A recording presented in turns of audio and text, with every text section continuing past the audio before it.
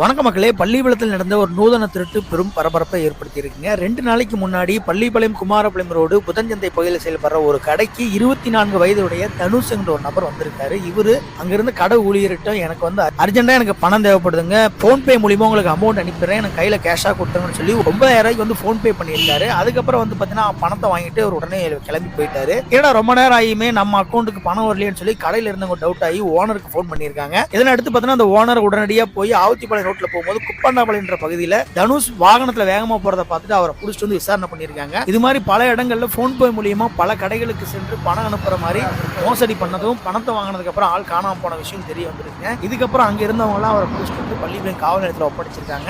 சமீப காலமா இது மாதிரியான மோசடிகள் அதிகமா நடந்துட்டு இருக்கு. கடை வியாபாரிகள் பொதுமக்களும் கவனமா இருங்க. அப்படியே அமௌண்ட் மாறி மாறி இன்னொரு வாட்டி போடுங்க. 94,543 ரூபா இருக்கு. 94,543 கிடையாது. எதை கொடுத்தாலும் பாருங்க 93,088 ரூபா அப்படியே மாறிட்டே மாறி இந்த மாதிரியான ஃபேக் ஆப்ஸ் நிறைய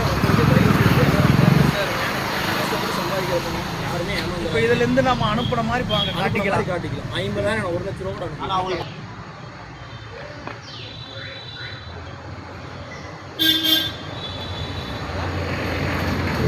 இப்போ இந்த மாதிரி பண்ணுறவங்களை உடனே அரெஸ்ட் பண்ணணும். அரெஸ்ட் பண்ணி பெரிய தண்டனையை கொடுக்கணும். ஏன்னா நியாயமாக பண்ணுறவங்களுக்கு இவனுங்கனால அவங்களுக்கு கெட்ட பேர் தான். இவனுக்கெல்லாம் பிடிச்சினா உடனே அரெஸ்ட் பண்ணிவிட்டு பெரிய தண்டனையை கொடுக்கணும். இப்படிக்கெல்லாம் போயிட்டு நாடு.